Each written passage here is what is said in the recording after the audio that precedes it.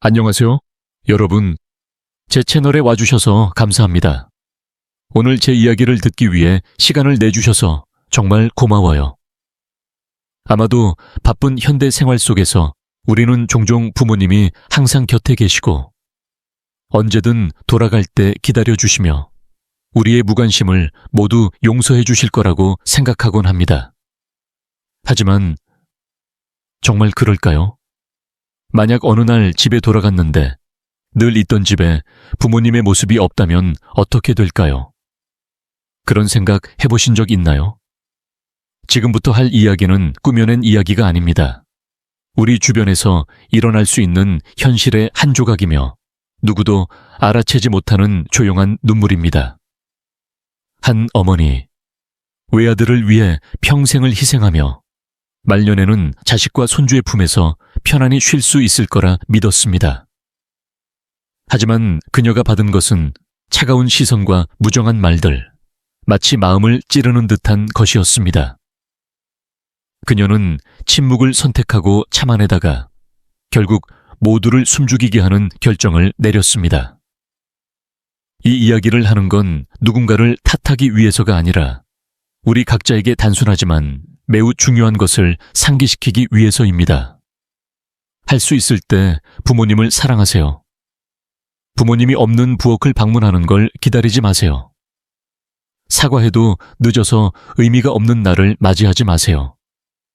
그럼 여러분께 한 어머니의 이야기와 누구나 생각하게 만드는 교훈을 들려드릴게요. 저는 김영자입니다. 올해로 12살이 되었습니다. 가끔 저는 혼자 빈 방에 앉아 자문합니다. 진정한 평화는 존재할까? 흔히 말하듯 노후는 즐길 시간이며 자식과 손주와 함께 여유롭게 보내는 시기라고 합니다. 오랜 세월 고생하며 한 푼 한 푼 아끼면서 저도 꿈을 꾸었습니다. 따뜻한 집에서 아침을 맞이하고 손주의 어린 목소리와 아들의 웃음소리를 듣고 며느리가 끓여준 향기로운 차가 제 앞에 놓이는 날을, 3대가 모여 웃음소리가 넘치는 식사를 저는 생각했습니다.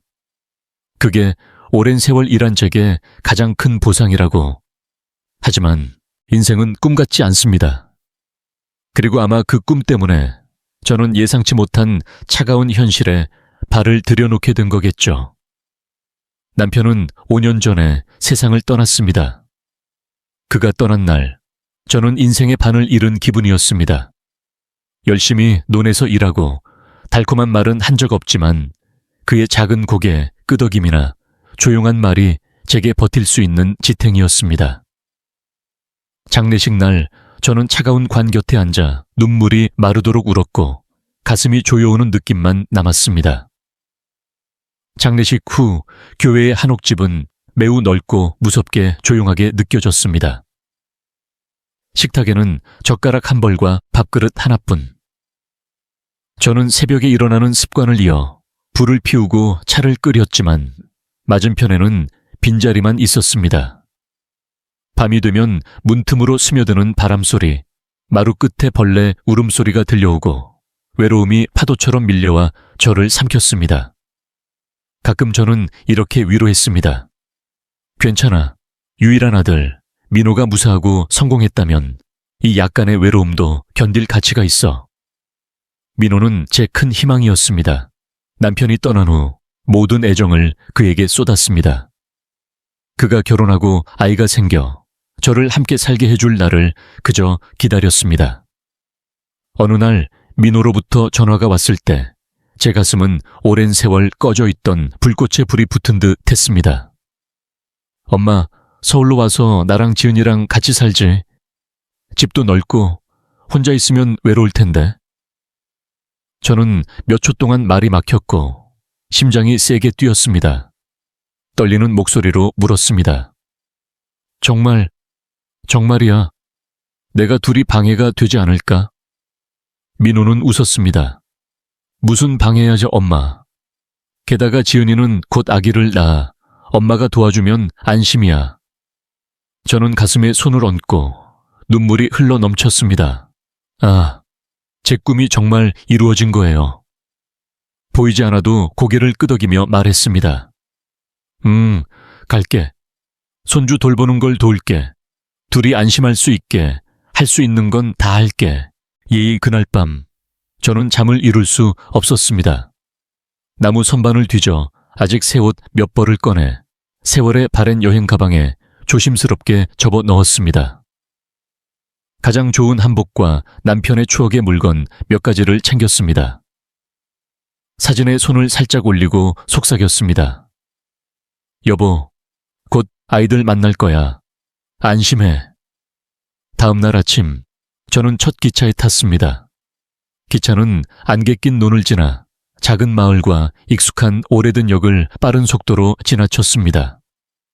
저는 유리창에 기대 먼 서울의 불빛을 바라보며 가슴에 희망이 넘쳤습니다. 이제부터 젓가락 한 벌만의 식사는 없어. 이제부터 집에 아이 목소리가 있어. 하지만 아들의 현대적인 아파트에 들어선 순간 저는 실수를 깨달았습니다. 그 아파트는 밝고 시설이 아무것도 부족하지 않았습니다. 모든 게 반짝반짝하고 차갑고 무기질적이었습니다.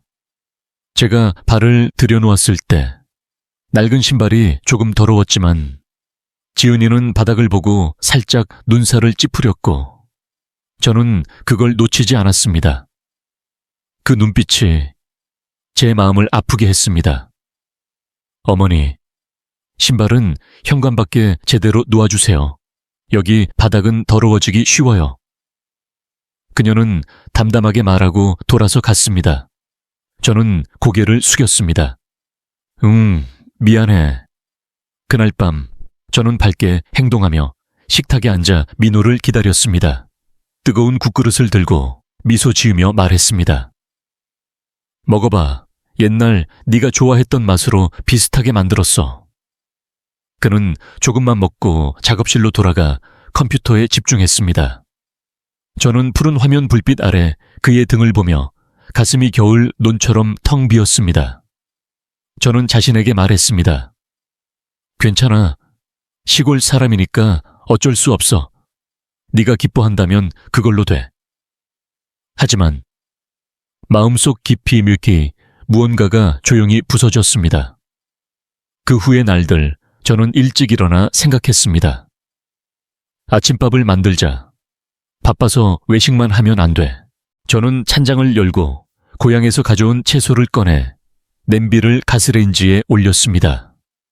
그러나 지은이가 나타나 기름 튀는 걸 보고 눈살을 찌푸렸습니다. 어머니, 다음부터는 뚜껑 덮어요. 여기 청소하기 어려워요. 저는 고개를 숙이고 속삭였습니다. 미안해. 제가 바닥을 닦자 그녀가 말했습니다. 그렇게 닦아선 때가 안 떨어져요.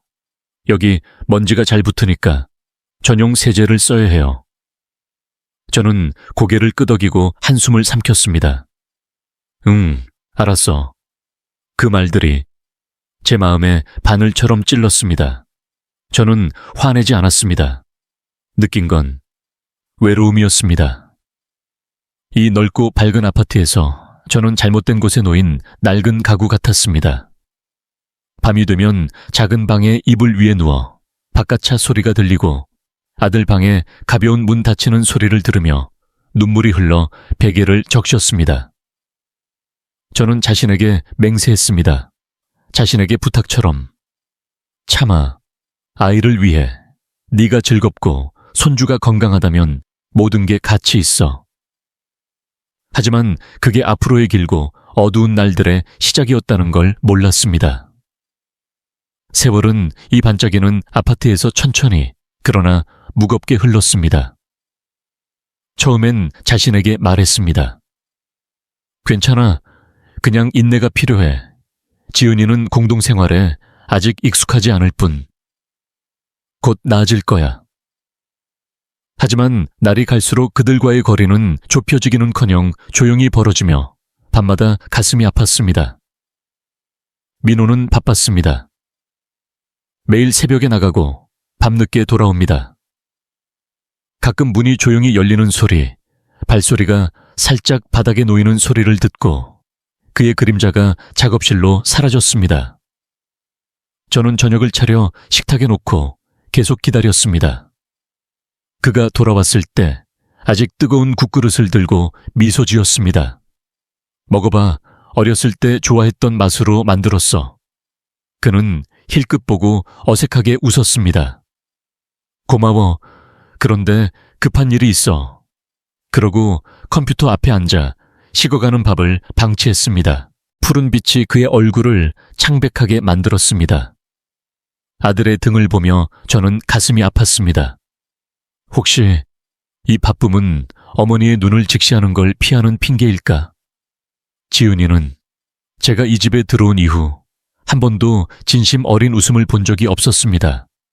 그녀의 입과 미소는 항상 얇고 차가운 시선에 맞춰 세밀하게 관찰하는 듯했습니다. 제가 집안일을 할 때 그 눈빛은 날카로운 칼처럼 저를 상처 입혔습니다. 어느 날 저는 부엌에서 채소를 씻고 있었습니다. 물이 살짝 흐르고 손으로 한 장 한 장 배추잎을 가르며 내일은 된장찌개 만들자. 지은이가 임신 중이니 영양을 제대로 챙겨야 해. 라고 생각했습니다. 그때 갑자기 그녀의 차갑지만 부드러운 목소리가 뒤에서 들렸습니다. 어머니, 이 칼로 생선 자르지 마세요. 내일 또 냄새 날 테니까. 저는 손이 멈추고 칼 쥔 손이 떨렸습니다. 돌아서 어색하게 웃었습니다. 기억할게. 하지만 마음속으로는 그 한마디 한마디가 바늘처럼 찔렀습니다. 예전엔 가족을 부양하고 젓가락 쥐는 법까지 가르쳤는데 지금은 서툰 가정부처럼 취급받고 있습니다. 또 한 번 저는 집을 청소했습니다.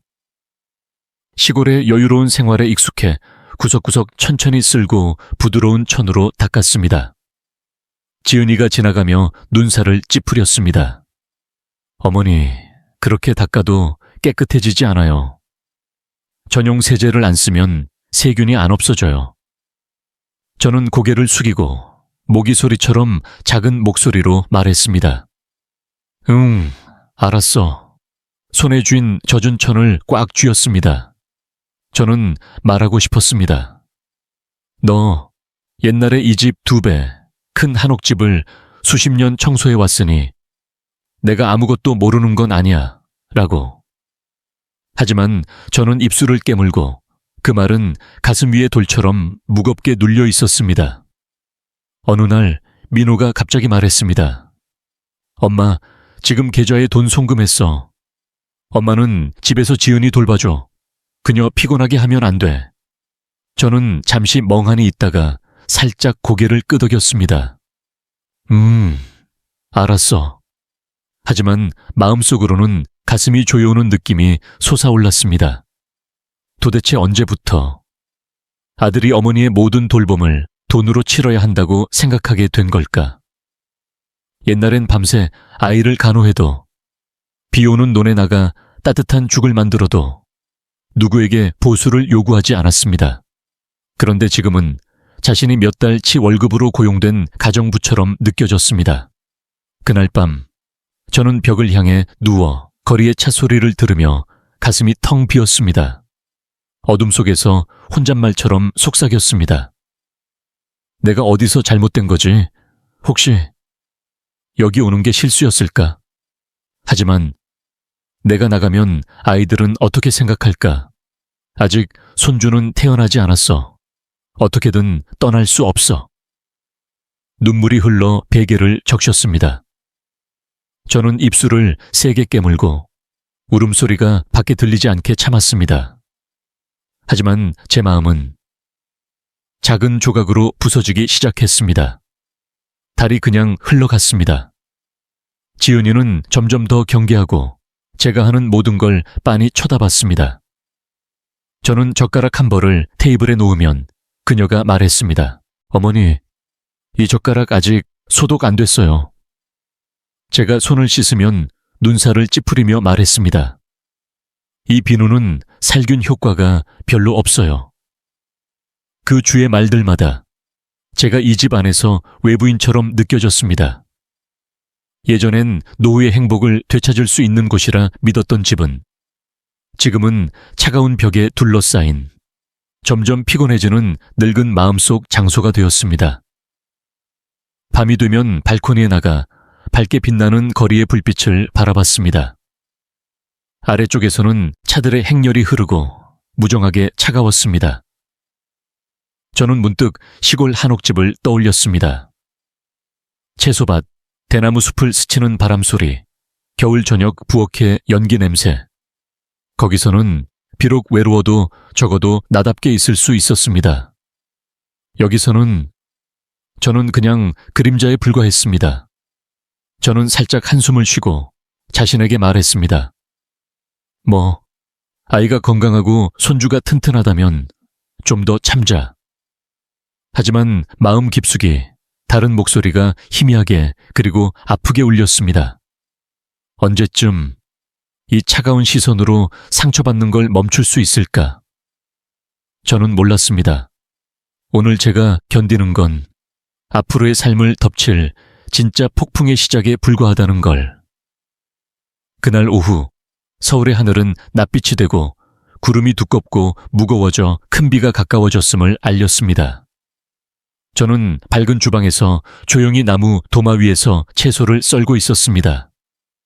지은이는 거실에 앉아 손으로 스마트폰 화면을 쓸고 거의 표정을 보이지 않았습니다. 넓은 이 방에서 울리는 건 칼소리와 스피커에서 흐르는 부드러운 음악뿐이었습니다. 그 소리는 차갑고 낯설어 제 고동치는 심장과 맞지 않았습니다.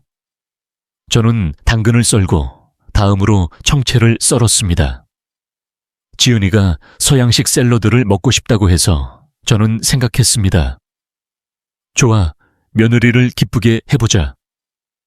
저는 당근을 얇고 조심스럽게 깎았지만 오랜 세월 논에서 일한 손은 나이 탓에 떨렸습니다. 그리고 순간의 부주의로 날카로운 칼날이 손가락에 스쳤습니다. 주름진 피부에 붉은 선이 퍼졌습니다. 피가 흘러넘쳐 손가락 사이를 타고 차가운 흰 바닥에 똑똑 떨어졌습니다. 저는 비틀거리며 칼을 내려놓고 작은 소리를 냈지만 소리를 내지 않으려 필사적으로 참았습니다. 티슈를 가져와 상처에 감았지만 피는 멈추지 않았습니다. 뒤돌아 거실을 봤습니다. 지은이는 여전히 거기 앉아 다리를 꼬고 단정히 정리된 머리카락, 손안에서 빛나는 스마트폰 화면. 저는 깊게 숨을 들이마시고 천천히 주방 출구로 가 바람처럼 희미한 목소리로 말했습니다. 지은아, 어머니 손 베었어. 부탁인데 이 그릇 좀 씻어줄래? 제 마음속에는 그 한마디에 많은 바람이 담겨 있었습니다. 저는 그녀가 일어나 달려와 따뜻한 말을 해줄 거라 생각했습니다. 어머니, 제가 할게요. 어머니는 앉아서 쉬세요. 저는 생각했습니다.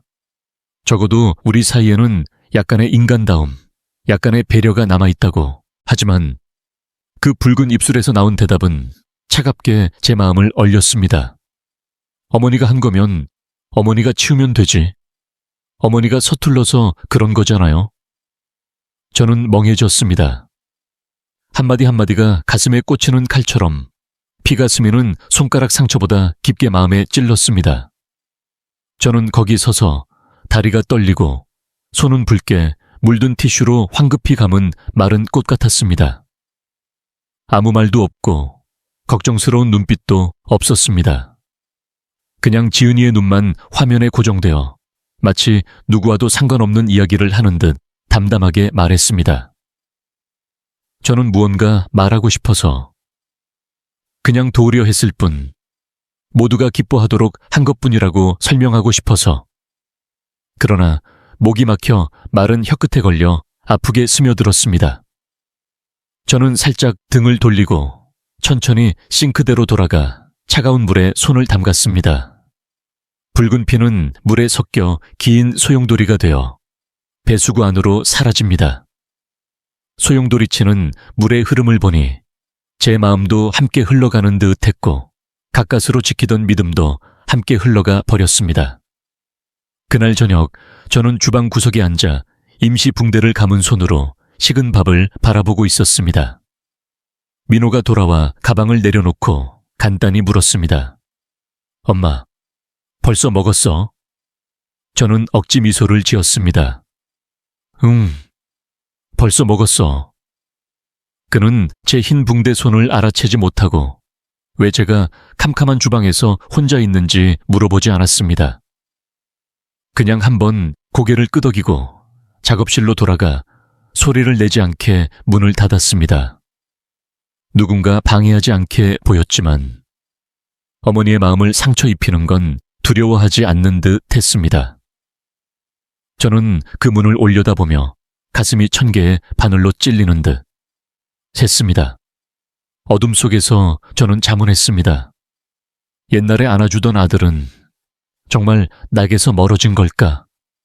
그날 밤 저는 잠을 이룰 수 없었습니다. 창가에 앉아 바깥 서울의 반짝이는 불빛을 바라봤습니다. 화려한 거리인데 왜 이렇게 차가운 걸까? 저는 흰 붕대 손을 가슴에 대고 살짝 중얼거렸습니다. 나는 견딜 수 있어. 견뎌야 해. 아이를 위해, 곧 태어날 손주를 위해. 그러나 뜨거운 눈물 한 방울이 주름진 손등에 떨어져 마른 손가락 끝에 핏자국과 섞였습니다. 피와 눈물, 두 가지 짠맛이 외로운 밤에 녹아들었습니다. 저는 아직 몰랐습니다. 이게 시작에 불과하다는 걸. 그 후의 날들, 손의 상처뿐 아니라 마음도 깊게 아프고 잃을 게 아무것도 없을 때까지 피를 흘리게 될 거라는 걸. 저는 의자에 앉아 조용히 상처에 붕대를 감았습니다. 흰 붕대가 손가락에 감기고 마른 꽃처럼 붉은 점들이 스며 퍼졌습니다. 아무 말 없이 있었습니다. 지금 입 밖에 내면 흐느낌이 나올 테고 가까스로 지키는 냉정한 껍데기가 깨질까 두려웠습니다. 지은이가 거실을 걷는 발소리, 마루에 가볍게 울리는 신발 소리, 잡지 페이지를 넘기는 소리, 한숨, 희미하지만 확실하게 들려왔습니다. 저는 생각했습니다. 아마 그녀는 피곤할 거야. 이해해줘야 해. 임산부 마음은 불안정하니까. 저는 제 가슴의 아픔을 조금이라도 누그러뜨리기 위해 변명을 찾았습니다. 그러나 그때 날카롭고 차가운 말이 울려 제 마음의 위안을 끊어버렸습니다. 어머니는 집에 앉아 아무것도 못하시네. 나는 죽을 만큼 피곤한데 둘의 돌봄까지 해야 해. 저는 말을 잃었습니다. 그 말이 차가운 칼날이 되어 마음에 꽂히고 손의 상처보다 깊게 파고들었습니다. 조용한 주방에서 서서 손이 떨려 붕대가 손가락에서 미끄러질 뻔했습니다. 저는 천천히 돌아봤습니다. 빨리 움직이면 쓰러질까 두려웠습니다. 눈이 지은이의 얼굴에 닿았습니다. 그녀는 소파에 다리를 꼬고 앉은 채 배는 크게 부풀고 값비싼 드레스의 자락을 살짝 쓰다듬으며 한 손으로 스마트폰을 조작하고 있었습니다. 그녀의 눈은 저를 보지 않고 입은 강철처럼 날카롭게 말을 엮었습니다. 저는 심장이 조여오는 걸 느꼈습니다. 그 순간 옛날 광경이 머리에 떠올랐습니다. 비 오는 논에서 몸을 구부려 찌르는 듯한 햇살 아래 아들을 위해 돈을 벌던 일, 기름등 아래에서 잠 못 이루며 그의 첫 교복 바늘땀을 한 땀 한 땀 꿰매던 일, 아이가 행복하면 어떤 고생도 견딜 수 있어 라고 자신에게 말하던 일. 하지만 오늘 아들 집에서 그 여자가 저를 부담이라고 불렀습니다. 눈이 시리지만 저는 이를 악물고 그녀 앞에서 눈물을 흘리지 않으려 했습니다. 저는 돌아서 민호를 봤습니다. 옛날의 모든 사랑과 희생을 쏟아 키운 아들을. 그는 창가 책상에 앉아 노트북 화면이 푸르스름한 빛을 얼굴에 비추고 있었습니다. 저는 기다렸습니다. 그가 입을 열기를 기다렸습니다. 단 한마디, 지은아 무슨 소리야? 아니면 간단히, 엄마 슬퍼하지 마. 하지만 달랐습니다. 그는 그냥 고개를 숙이고 침묵했습니다.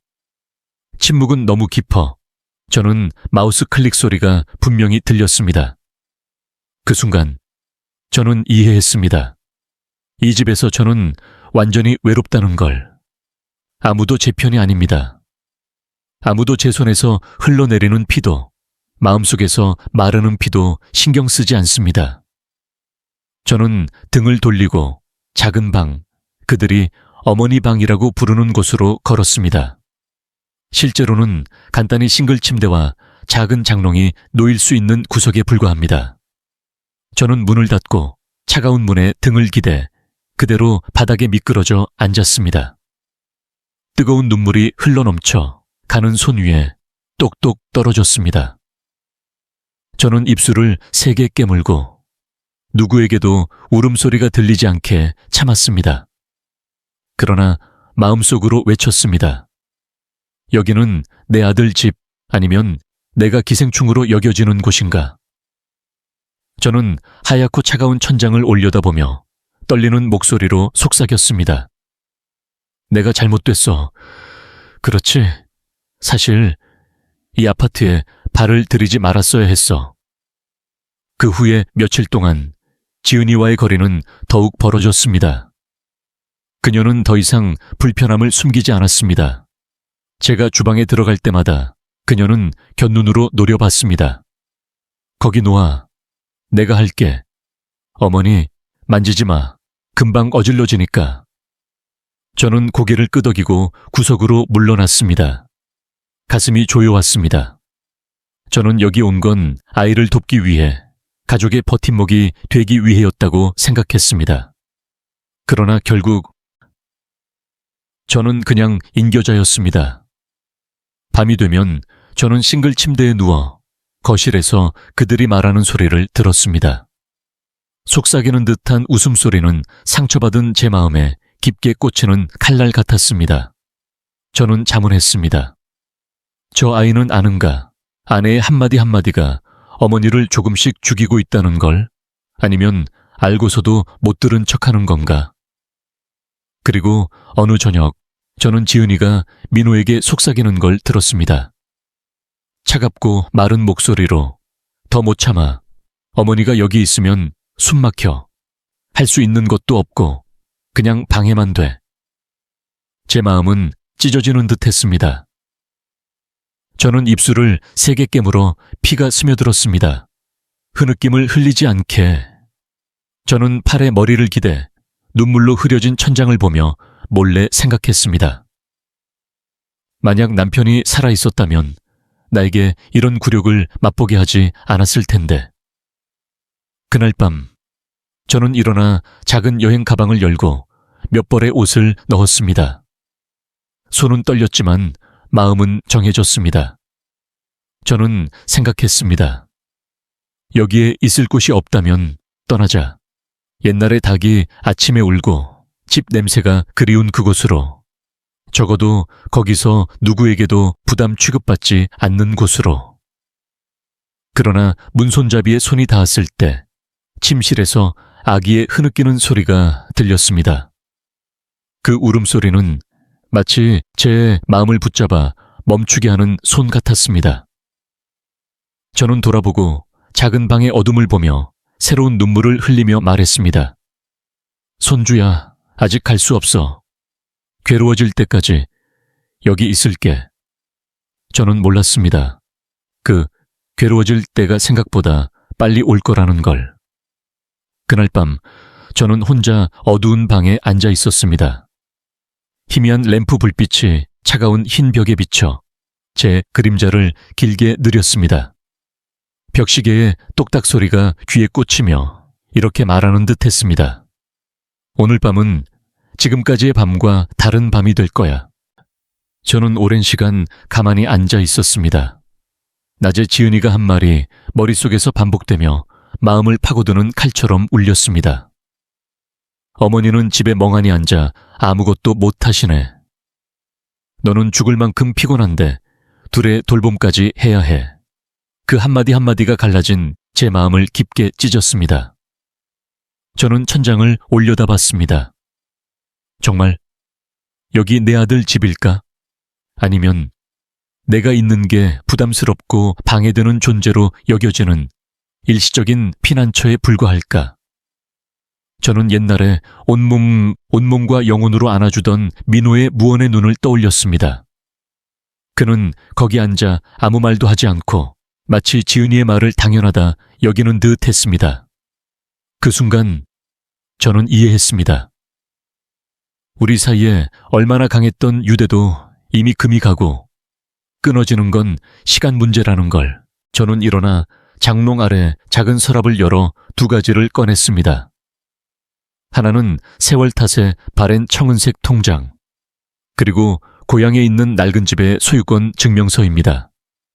이 2가지는 제 인생에 남은 모든 자산이었습니다. 예전엔 언젠가 민호에게 이것을 선물로 주고 신뢰를 맡기려 했습니다. 이건 어머니 평생 노력의 결실이야. 소중히 해. 절대 잃지 마. 하지만 지금은 저는 차가운 눈으로 그것들을 바라봅니다. 저는 그 2를 테이블 위에 놓고 떨리는 손이지만 결연한 시선으로 바라봤습니다. 밤의 서울 바깥은 소란스럽고 넌 불빛이 끊임없이 깜빡입니다. 이 방 안에서는 제 무거운 숨소리와 창밖에서 희미하게 바람이 울부짖는 소리만 울립니다. 저는 거기 앉아 밤늦게까지 깊이 생각에 잠겼습니다. 수백 가지 의문이 저를 짓누릅니다. 만약 내가 없어지면 누가 날 찾을까? 누가 내 부재를 알아챌까? 민호는 후회할까? 그러나 저는 목구멍 깊숙이 마른 웃음소리를 흘렸습니다. 답은 분명합니다. 내가 사라져도 누구도 찾지 않을 겁니다. 이 집에서 제 존재는 방해되는 그림자일 뿐 보이지 않게 쓸어내리는 존재에 불과합니다. 그리고 저는 결심했습니다. 여기를 떠나는 걸. 영원히. 고향 집을 팔겠습니다. 평생 추억이 가득한 장소. 통장에 전액을 인출하겠습니다. 젊은 시절부터 소중히 모은 돈입니다. 그리고 지금까지 한 번도 생각한 적 없던 걸 합니다. 모두를 마지막 의미 있는 행위로 바꾸는 겁니다. 누구를 위해서도 아니고, 나를 부담으로 여겼던 사람들을 위해서도 아니고, 고아들, 외로운 노인들, 나 같은 인생의 파편들, 항상 따뜻한 팔을 찾으면서도 차가움만 받은 사람들을 위해 저는 모두를 바칩니다. 효도라는 말을 잊은 자들에게는 아무것도 남기지 않고, 만약 돈이 유일한 가족의 유대라면, 그 실이 끊어지면 가족의 유대에도 가치가 없습니다. 저는 펜을 들고 모서리가 다른 수첩을 열어 떨리는 손으로 마지막 글자를 썼습니다. 언젠가 둘이 이 집에 돌아올 때 거기 남는 건 빈 마당과 바랜 추억뿐일 거야. 어머니를 탓하지 마. 어머니는 더 못 참아. 어머니는 떠나. 복수가 아니라 이 상처받은 마음이 더 피 흘리지 않을 곳을 찾아. 수첩을 닫고 뺨을 타는 마지막 눈물을 닦았습니다.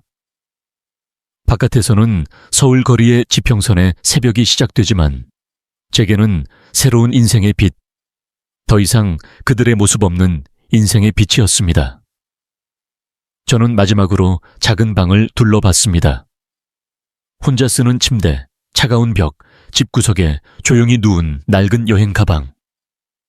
여행 가방을 끌어내 간단한 몇 벌의 옷을 넣고 자물쇠를 잠갔습니다. 딸깍하는 마른 소리가 울렸지만 제 마음은 이상하게 가벼웠습니다. 저는 문을 열고 긴 복도를 살짝 걸었습니다. 옛날에 그들의 웃음소리가 울리던 곳, 제게는 한 번도 웃어주지 않은 곳입니다. 열쇠를 선반에 놓고 남길 말은 없었습니다. 문이 등 뒤에서 닫히고 저는 알았습니다. 인생의 슬픈 장을 닫은 거라고. 다시는 돌아오지 않을 장을. 그 아침 저는 아직 어두운 바깥 하늘을 느끼며 깨어났습니다. 구석방은 고요하고 제 고동소리가 분명히 들릴 정도였습니다. 바깥 거리의 빛은 미치지 않고 손앞 작은 램프에 약한 노란 불빛만 있었습니다. 저는 등을 곧게 펴고 앉아 조용히 이불을 개었습니다. 그 동작은 천천히, 누군가 깨지 않게 조심스럽게. 하지만 그들은 제가 깨어있는지 신경도 쓰지 않습니다. 어젯밤 저는 잠을 이룰 수 없었습니다. 창가에 앉아 서울의 반짝이는 불빛을 보며 그것이 무수한 무감각한 눈처럼 보였습니다. 저는 세상을 떠난 남편을 떠올렸습니다. 수년 전에 멀리 간 사람, 고향 한옥집을 떠올렸습니다. 매 아침 새 울음소리, 대나무 숲을 스치는 바람, 희미한 주방 연기 향기가 백발에 스며들던 일, 그리고 저는 남은 날들에 대해 생각했습니다. 만약 여기서 계속해 차가운 시선과 칼 같은 말 속에서 살면 저는 조용히 죽어갈 겁니다. 나이로가 아니라 경멸받아 죽어가는 겁니다. 저는 장롱을 열고 어두운 구석에서 바랜 여행 가방을 끌어냈습니다. 바퀴가 타일 바닥에 닿는 소리가 조용히 울렸지만 고요한 방에서는 마치 인생 한 장의 끝을 알리는 종소리처럼 느껴졌습니다. 저는 옷 한 벌 한 벌을 꺼내 제대로 접어 여행 가방에 넣었습니다. 필요한 것만 가져갈 생각이었습니다. 남편의 유일한 유품인 바랜 은색 실크 스카프, 오랜 세월 쓴 일기장, 그리고 작은 천주머니에 든 통장과 시골집 소유권 증명서. 그 종이에 닿은 순간 가슴 깊숙이 날카로운 아픔이 스쳤습니다. 수년간 조금씩 모은 돈은 이 집을 지키기 위함이었어요. 제 인생에서 가장 아름다운 추억이 가득한 장소. 옛날엔 민호에게 이 집을 선물할 생각이었어요. 이렇게 전하기 위해 인생은 힘들어도 어머니는 항상 너에게 모든 걸 바치고 있어 라고. 하지만 지금은 그 희생이 저를 이 굴욕의 소용돌이에 묶는 쇠사슬에 불과하다는 걸 깨달았습니다. 만약 나를 부담으로 여긴다면 저는 사라지겠어요. 그들이 바랐던 모든 걸 가지고 여행 가방 지퍼를 잠갔습니다. 딱 하는 마른 소리가 났지만 그것은 제게 오랜 세월 가둔 벽이 무너지는 소리 같았습니다. 저는 침대 가장자리에 앉아 마지막으로 방을 둘러봤습니다. 하얗고 차가운 방, 아무것도 없는 벽, 낡은 싱글 침대. 누구에게도 알려지지 않고 울던 밤의 수많음. 저는 자신에게 속삭였습니다. 이제 충분해, 영자야. 평화를 찾을 때가 왔어. 여기 아닌 마음의 아픔이 사라지는 곳에. 저는 문을 열어 거실로 나왔습니다. 아침빛이 창을 통해 스며들어 얇은 노란 줄기가 광택 있는 나무 바닥에 뻗었습니다. 고요한 공기 속에서 벽시계의 똑딱 소리만 울립니다. 조용히 떠나려 했어요. 아무 말 없이. 그러나 운명은 저와 지은이를 마지막으로 마주치게 했습니다. 그녀는 침실에서 나와 흰 실크 파자마를 입고 머리를 정리하고 있었습니다. 차가운 바닥 위 맨발, 변함없는 자존심, 높은 얼굴. 그녀의 눈이 제가 끌고 있는 여행 가방에 떨어졌습니다. 입가가 살짝 올라 얇은 비아냥 미소가 숨김없이 떠올랐습니다. 어머니, 화났어요. 어디 갈지는 자유지만.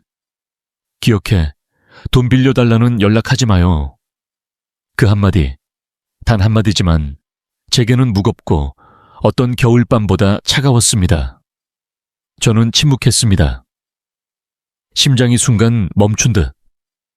타다가 다시 세게 뛰기 시작해 그 고동이 가슴 깊숙이 울리는 걸 분명히 느꼈습니다. 저는 돌아서 그녀의 눈을 똑바로 봤습니다. 수개월간 제가 참아내던 그 눈. 목소리는 조용하고 차분했지만 한 글자 한 글자는 차가운 돌처럼 바닥을 쳤습니다. 안심해. 이제부터 둘이서 아무것도 필요로 하지 않을게. 하지만 나한테서 무언가를 바라지 마. 방은 얼어붙었습니다. 지은이는 멍하니 서서 차가운 미소는 얼어붙어 사라질 듯 했습니다. 그녀의 눈이 순간 반짝였지만 그것은 후회의 빛이 아니라 제 비상한 고요함에 놀란 거였습니다. 작업실 문이 열렸습니다. 민호가 나타나 놀란 표정으로 바닥 한가운데 놓인 여행 가방을 바라보고 있었습니다. 떨리는 목소리로 말했습니다. 엄마, 뭐 하는 거야? 어디 갈 거야? 정말 화났어. 저는 아들을 봤습니다. 혹독한 겨울에 안아주고 힘든 날에 마지막 한 그릇을 주던 아들. 지금 그는 공포에 찬 눈으로 저를 보지만 그 동공에는 더 이상 바랐던 게 없었습니다. 그건 깊은 애정도 아니고 애원하는 목소리도 아니고 그냥 자신의 것이라 여겼던 게 손에서 빠져나가는 놀라움 뿐이었습니다. 저는 미소 지었습니다. 부드러운 미소였지만 그 속에는 잃어버린 세월의 쓴맛이 숨겨져 있었습니다. 천천히 말했습니다. 그 한 글자 한 글자는 농밀한 공기를 가르는 듯 했습니다. 내가 어디 가는지는 상관없어. 단 하나 기억해. 더 이상 나를 부담이라고 부르지 마. 나는 둘이 인생에서 사라질게. 마치 존재하지 않았던 것처럼. 민호는 저를 붙잡으려 손을 뻗었습니다. 하지만 저는 등을 돌리고 한 걸음 한 걸음 걸어 나갔습니다. 제 발걸음은 가벼웠습니다. 마치 반평생 무거운 짐을 어깨에서 내려놓은 듯 문을 열었습니다. 오랜 세월 경멸의 말로 저를 가둔 그 문이 딸깍 소리를 내고 닫혔습니다. 아무도 배웅하지 않습니다. 아무도 붙잡지 않습니다. 차가운 바람이 긴 복도를 스치며 자유의 감각을 가져왔습니다. 그것은 제가 영원히 잃었다 여겼던 것이었습니다. 엘리베이터에 탔습니다. 제 그림자가 유리벽에 비쳐 마른 체구, 곳곳에 흰머리 섞인 머리, 깊게 가라앉은 눈. 그러나 그 동공은 결의로 가득했습니다. 저는 조용히 자신에게 약속처럼 중얼거렸습니다. 이건 끝이 아니야. 이건 시작이야. 의무라는 이름의 쇠사슬에 묶이지 않는 삶. 더 이상 가치 없는 자들을 위한 게 아니야. 엘리베이터 문이 닫혔습니다.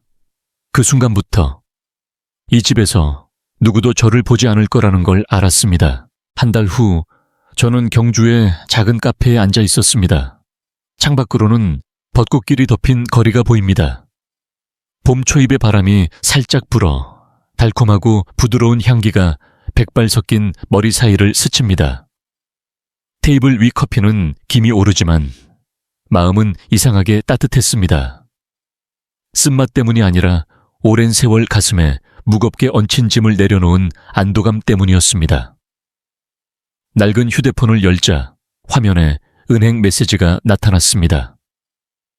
거래 성공, 500천 천천원이 홀로 사는 고령자 지원 기금으로 입금되었습니다. 저는 미소 지었습니다. 가벼운 미소, 더 이상 쓰디쓰거나 슬프지 않은. 그 순간 분명히 느꼈습니다. 이게 바로 제가 오랜 세월 해야 했던 일이라고. 저는 고향 집을 팔고 평생 모은 돈을 모두 인출했습니다. 아들에게는 한 푼도 남기지 않았습니다. 종이도, 전원도 남기지 않았습니다. 만약 부모 자식의 유대가 물질로만 측정된다면 그 정은 더 이상 지킬 가치가 없으니까 집 권리서에 서명할 때를 떠올립니다. 중개인이 조심스럽게 물었습니다. 정말 결정하신 거 맞아요? 큰 자산인데 며칠 더 생각해 보시겠어요? 저는 떨리는 손으로 미소를 지으며 확신 어린 눈으로 답했습니다. 충분히 생각했어요. 제가 오랜 세월 지킨 건 집이 아니에요. 필요로 하는 누군가가 있을 거라 믿었던 것뿐이에요. 하지만 이제 달라요. 그게 누군가를 기쁘게 한다면 누군가에게 경멸받는 이유가 되는 것보다 훨씬 나아요. 처음 자선기금 사무실에 갔을 때 젊은이들은 놀란 표정으로 저를 봤습니다. 정말 이 전액을 기부하시려는 건가요? 저는 부드럽게 고개를 끄덕이고 분명히 말했습니다. 옛날엔 아들을 위해 생각했어요. 하지만 사랑은 잃으면 다시 돌아오지 않아요. 그래서 이 돈은 고아나 홀로 사는 고령자를 위해 써주세요. 적어도 제가 마음 편히 잠들 수 있게. 마지막 수표에 서명하자 오랜 세월 묶인 보이지 않는 쇠사슬을 풀어버린 듯 했습니다. 사무실을 나와 푸른 하늘을 올려다보고 봄바람이 백발을 스치는 걸 느꼈습니다. 몇 년 만에 자유감각. 그날 밤 저는 SNS에 한 문장을 올렸습니다. 아들 민호가 만약 관심이 있으면 읽을 거라 생각하며, 효도는 부모가 쓰러지는 모습을 보는 게 아니라 부모가 자신의 부엌에서 눈물을 흘리지 않게 하는 거야. 수백, 이어 수천의 공유와 댓글이 달렸습니다. 눈물이 멈추지 않아요. 부모를 부담으로 여기는 모든 사람에게 소중한 교훈. 저는 조용히 휴대폰을 닫고 식어가는 커피를 한 모금 마시며 바깥 사람들을 바라봤습니다. 그들은 서두르지만 차갑더라도 어딘가 진실한 사랑을 가진 마음이 아직 남아있다고 믿습니다. 저는 믿습니다. 제가 기부한 돈은 아들이 하지 못한 걸 이룰 거라고. 그건 누군가 따뜻함과 미소와 집을 필요로 하는 사람들에게 전달되는 거예요. 그럼 민호와 지은이는 어떻게 됐을까? 모르고 알고 싶지도 않아요. 지금은 저를 찾아 헤매고 있을지도 모르고 아무 일 없었던 듯 웃고 있을지도 모르죠. 하지만 언젠가 제 쓴 말을 읽고 늦을지도 모르지만 이해할 거예요. 만약 그때 후회한다면 그걸 가슴에 품고 살아요. 제게는 모든 문이 닫혔으니까. 눈을 감고 커피와 봄바람 향을 깊게 들이마시며 자신에게 말합니다. 남은 인생은 나를 위해 살아. 평안하게, 원한 없이, 후회 없이. 나는 옳은 일을 했으니까. 제 이야기는 여기서 끝입니다. 저는 긴 길을 걸어왔습니다. 행복한 가정의 꿈을 품은 날들부터 도시의 차가운 방에서의 외로운 밤까지. 옛날엔 충분히 사랑하고 충분히 참으면 모든 거리가 메워질 거라 생각했습니다. 그러나 깨달았어요. 가족의 유대는 당연한 게 아니라는 걸. 마음에 존중과 애정이 없으면 아무리 넓은 집도 사방의 차가운 벽에 불과합니다. 저는 이 이야기를 투덜거리기 위해, 아픔을 파헤치기 위해 하는 게 아닙니다. 그냥 부모를 둔 모든 사람에게 바랍니다. 부디 그들이 자신의 부엌에서 눈물을 흘리지 않게 해주세요. 돌아갔을 때 그냥 공허와 눈물로 얼룩진 한 통의 편지만 남는 날을 맞이하지 마세요. 그때 모든 사과는 무의미해집니다. 마지막까지 제 이야기를 들어주셔서 감사합니다. 만약 이 이야기로 여러분이 멈춰서서 효도라는 말에 대해 더 깊이 생각해 주셨다면 제 아픔은 헛되지 않습니다. 다음 영상에서 만나요. 그때는 늦기 전에 소중히 하고 사랑하는 걸 아는 이야기를 함께 나눌 수 있으면 좋겠어요.